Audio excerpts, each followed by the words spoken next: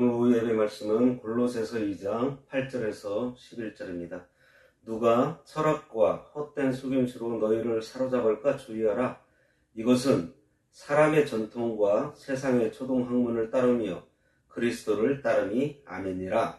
그 안에는 신성의 모든 충만이 육체로 거하시고 너희도 그 안에서 충만하여졌으니 그는 모든 통치자와 권세의 머리시라. 또 그 안에서 너희가 손으로 하지 아니한 할례를 받았으니 곧 육의 몸을 벗는 것이요 그리스도의 할례니라. 오늘 말씀의 제목은 바른 신앙입니다. 오늘 본문 8절에서 23절까지 여러 이단이 나오고 가짜가 어떤 것인지를 알리기 위해서 바울이 골로새 교회에 전하는 말씀입니다. 가짜는 진짜가 있기 때문에 존재합니다. 지난 시간에도 말씀드렸지만 바른 신앙을 가지고 믿음에 굳게 서는 것이 정말 중요합니다. 잘못된 것을 믿고 있는데 거기다가 굳은 확신에 차 있다면 얼마나 불쌍한가요? 불쌍한 것을 넘어서 참 위험합니다. 쓰러져가는 벽을 보고 이 벽이 튼튼하다고 믿고 기대면 여지없이 같이 넘어지고 말아요. 세상에는 많은 사상들이 있습니다.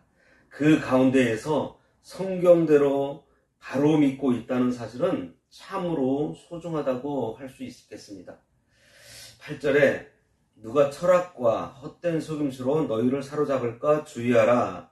이것은 사람의 전통과 세상의 초등학문을 따름이요 그리스도를 따름이 아니다 그랬습니다. 철학의 헬라어인 필로소피아라는 말은 지혜를 사랑하는 것이라는 의미를 가지고 있지만 당시 철학은 궤변과 같은 언어유희적 논증에 빠져 있었습니다. 게다가 그 당시 교회를 강하게 위협했던 영지주의도 헬레니즘 철학에서 나온 일종의 한 유파였어요.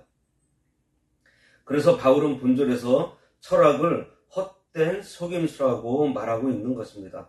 철학 그 자체가 이성을 이용해서 참 지혜를 추구하면서 절대자 하나님을 연구하는 것이라면 그것은 거짓되거나 속임수가 아닐 것입니다.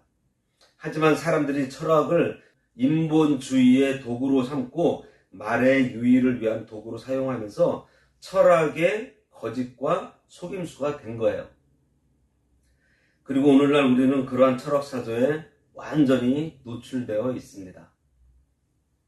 그러므로 성도는 그러한 거짓과 속임수의 철학이 아무리 과학과 객관, 논리라는 옷을 입고 미혹하더라도 넘어가서는 안 됩니다. 성도가 헛된 속임수인 철학에 미혹되면 그들에게 자신을 사로잡힘 당하고 말 것입니다. 헛된 속임수인 철학은 사람의 전통과 세상의 초등학문이에요. 사람의 전통은 하나님으로부터 온 것이 아닌 사람들의 교훈을 말하고 있습니다.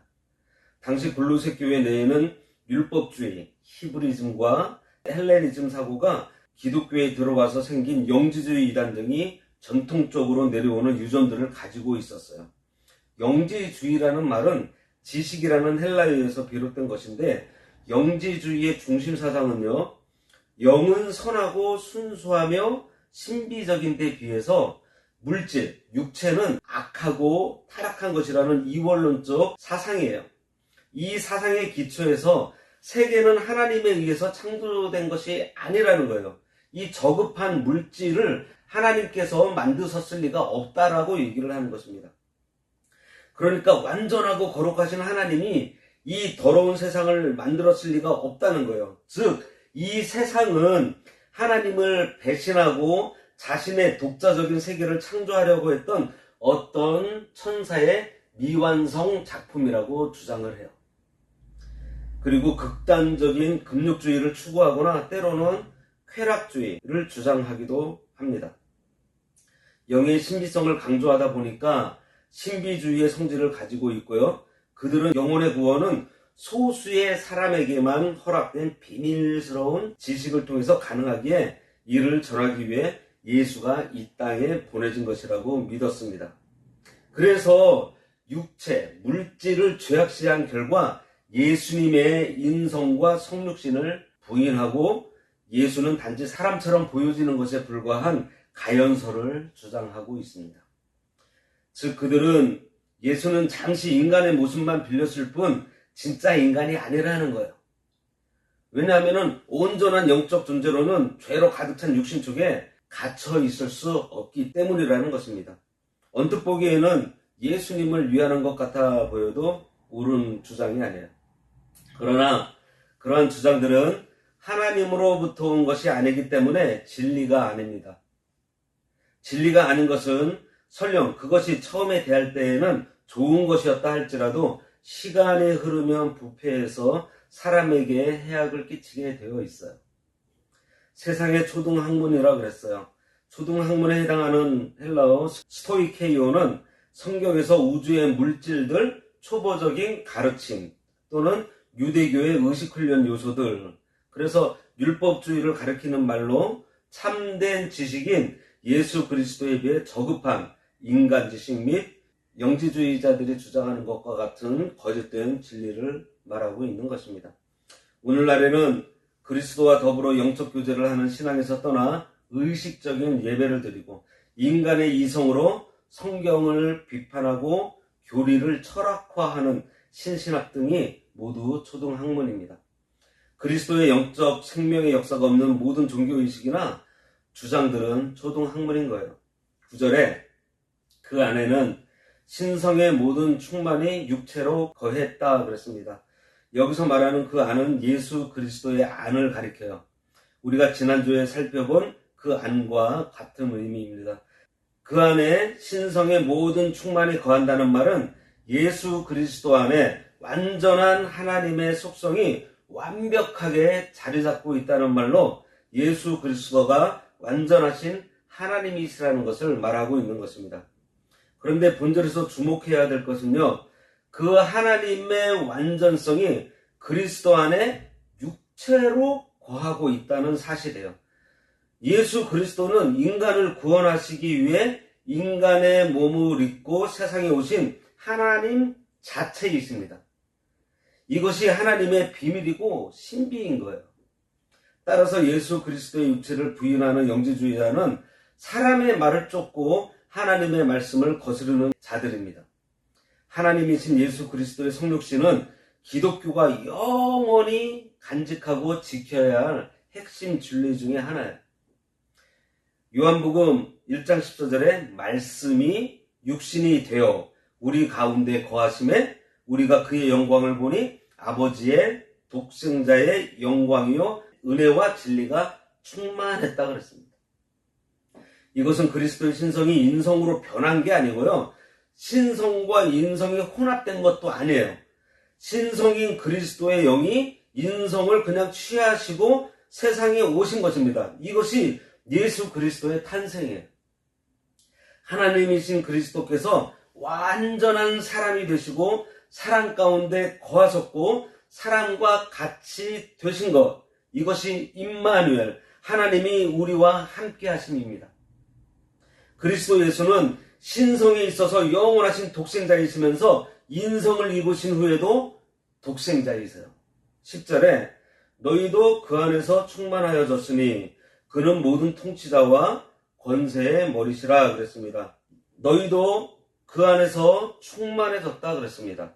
이것은 성도가 그리스도와 연합해서 그리스도와 하나가 된다는 것이 곧 그리스도 안에 있는 하나님의 충만함에 동참하게 된다는 의미예요. 이처럼 하나님의 충만이 그리스도 안에 있고 그 충만이 다시 그리스도의 몸된 교회에 임하며 또 교회로 말미암아 만물이 충만케 된다는 것은 에베소서에서 잘 나타나 있습니다. 그는 모든 통치자와 권세의 머리라고 했어요. 모든 통치자와 권세는 성경에서 선악을 구분하지 않고 일반적인 의미에서 천사들을 가리키는 말로 종종 사용되었습니다. 그래서 본절은 그리스도께서 천사들을 지배하시는 것을 의미하는데 당시 그리스도를 천사하고 동등한 존재로 여기거나 오히려 천사보다도 못하다고 여긴 천사를 숭배하는 자들을 공격하기 위해서 하는 말이에요. 예수님께서는 모든 통치자와 권세의 머리이십니다. 그러므로 예수님이 모든 천사와 세상 만국을 주장하며 모든 권세와 모든 정치를 주장하고 계세요. 정치가들이 정치하는 것 같지만 사실은 하나님께서 하시는 대로 이루어지고 있습니다. 예수님께서 주장하시는 대로 세상이 움직이니 사람이 무엇을 하려고 해도 예수님께서 허락하지 않으시면 안 돼요. 11절 또 그 안에서 너희가 손으로 하지 아니한 할례를 받았으니 곧 육의 몸을 벗는 것이요 그리스도의 할례니라 그랬습니다.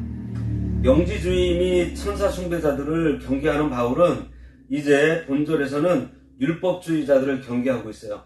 당시 골로새 교회에는 여러 이단 사상이 혼합해서 내재되어 있었습니다. 하여튼 바울은 여기서 율법주의자들의 폐단인 할례를 공격하고 있는 거예요. 할례는 본래 하나님께서 아브라함과 그 자손, 곧 이스라엘 백성에게 선민의 표로 주신 것인데 육체의 일부분인 양피를 베는 행위입니다. 그런데 이러한 할례는 장차 성도들이 받을 참 할례의 모형이에요. 그러나 율법의 참뜻을 이해하지 못하고 오히려 율법의 노예가 되어버린 유대인들은 모형을 참된 것으로 여기고 그것을 숭상한 것입니다. 이러한 유대인들의 태도는 심지어 유대교에서 기독교로 개종한 사람들에게도 그대로 나타나고 있었고요. 그들은 할례를 행해야만 구원을 얻을 수 있다고 주장했던 것입니다. 이러한 문제로 예루살렘 공의회가 개최되기에 이르렀고요. 여기에서 믿음으로만 구원 얻는다는 이신득의 교리가 분명하게 세워지게 됩니다. 그럼에도 불구하고 유대주의적 율법주의자들은 곳곳에서 성도들에게 율법을 강요하는 등 여러 율법주의적 교훈으로 성도들을 유혹했던 것입니다.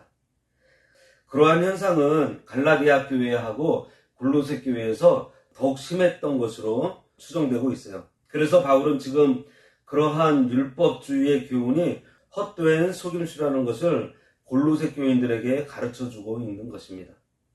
인간을 위한 참된 구원은 육체의 일부를 자르는 의식으로 되는 것이 아니야. 그리스도 안에서 모든 육신적인 것을 제거하고 그리스도로 말미암아 새 사람을 입어 중생함을 입을 때 비로소 이루어진다는 것입니다. 이것이 바울이 말하는 그리스도의 할례예요. 여기서 그리스도의 할례는 그리스도께서 받은 할례를 의미하지 않고 그리스도께 속한 할례, 곧 마음의 할례를 말합니다. 이러한 영적인 할례는 정욕을 제거하고 하나님의 언약에 참여하는 하나님의 백성된 표가 영적인 할례인 것입니다. 예레미야 4장 4절에 보면 유다인과 예루살렘 주민들아 너희는 스스로 할례를 행하여 너희 마음 가죽을 베고 나 여호와께 속하라. 그리하지 아니하면 너희 악행으로 말미암아 나의 분노가 불같이 일어나 사르리니 그것을 끌 자가 없다 그랬어요. 뭐를 베라고요? 육신의 표피를 베는 게 아니라 마음 가죽을 베라고 했습니다. 마음 가죽을. 성도는 하나님의 소유로 하나님만 의뢰하고 하나님을 위해서 살아야 합니다. 사람이 의식적인 할례만 받고 마음의 정욕을 제거하지는 않고 하나님께 속하지도 않고 하나님의 말씀대로 살지 못하면 그 할례는 아무 유익이 없어요. 외적인 할례는 받지 않았더라도 정욕을 제거하고 하나님께 속해서 믿음으로 하나님의 언약에 참여하는 자가 진정한 할례를 받은 자입니다. 성도는 영적으로 하나님의 백성이고요. 하나님의 언약에 참여한 자들이고 육신의 정욕을 그리스도와 함께 십자가에 못 박은 자들이기 때문에 신령한 할례를 받은 자들이에요. 바른 신앙은 영적 할례를 받은 신앙입니다. 즉 정욕을 제거하고 하나님의 언약에 참여해서 하나님의 백성된 삶을 사는 것이 바른 신앙입니다. 바른 신앙생활을 하기 위해서 성도인 우리는 하나님을 아는 지식에 자라도록 힘써야 돼요. 서두에도 말씀드렸듯이요. 바른 지식으로 정리되어 있지 않으면 아무리 열심을 내어도 바른 신앙생활을 할 수 없어요.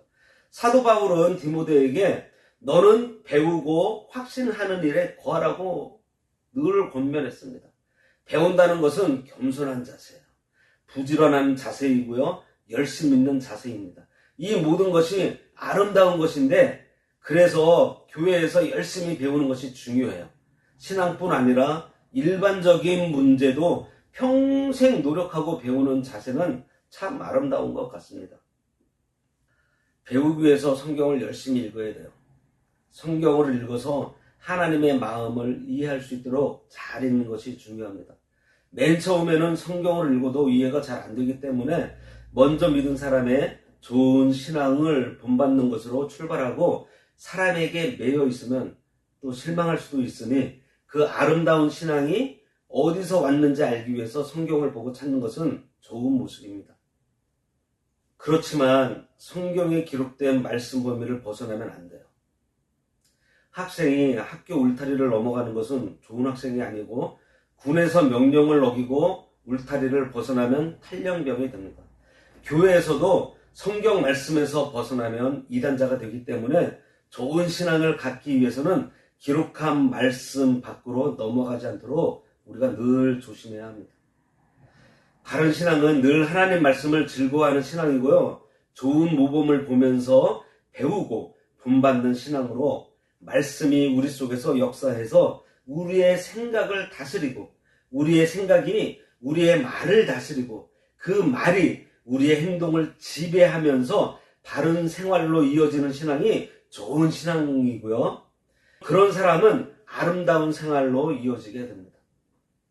만약 어떤 사람이 기독교적인 지식은 상당히 뛰어난데 그 사람의 지식과 생활이 일치되지 않는다면 그 사람의 신앙은 진정한 신앙도 아니고 참된 그리스도인이라고 할 수 있을까요? 그것이 행함이 없는 믿음으로 하나의 철학자나 궤변론자나 그리고 말쟁이로 잘못 인식되게 되는 것입니다. 가끔 우리가 세상 사람들로부터 예수 믿는 사람들은 말만 잘한다는 말을 듣게 되는데요. 말은 잘하면서 행동은 따르지 못한다는 것을 두고 하는 표현이겠죠. 사실은 우리가 말은 잘한다는 표현보다 생활 잘하는데 말도 잘한다는 말을 들어야 합니다. 말은 잘하고도 생활에 따르지 못할 때 사람들로부터 그런 혹평을 받게 되는 거예요. 바른 믿음으로 바른 생활을 함으로 해서 하나님께 영광을 돌리는 우리 모두가 되어야 하겠습니다. 기도하겠습니다. 하나님 아버지, 은혜를 감사합니다.